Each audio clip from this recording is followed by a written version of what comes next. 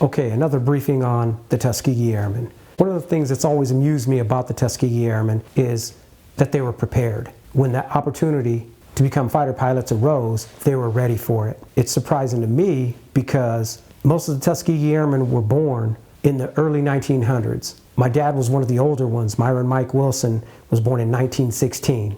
And if you would have asked him when he was a child, what does he want to be? It would have to exclude a fighter pilot for the U.S. military, because at that time, there were none. Yet, when the opportunity arose for African Americans to become fighter pilots, he was ready, as many of the other Tuskegee Airmen were ready. This goes for a lot of the U.S. military's World War II heroes from that greatest generation.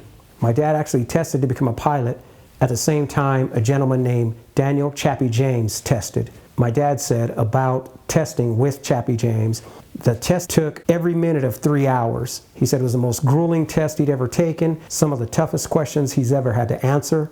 They all started at the same time. In about a half an hour, he saw one of the cadet candidates put down his pencil, walk up, and turn in his paper. He assumed that this young man had just quit, gave up, because there's no way he could have finished it that fast. That turned out to be Daniel Chappie James, and turned out to be one of the ones who either aced that test or came near to acing that test. When you fast forward to now, the opportunities that we have are much greater than the opportunities that they had.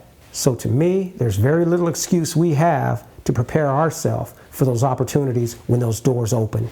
Don't ever hesitate to walk through that door of opportunity that has been opened by the forefathers and foremothers of yours and mine.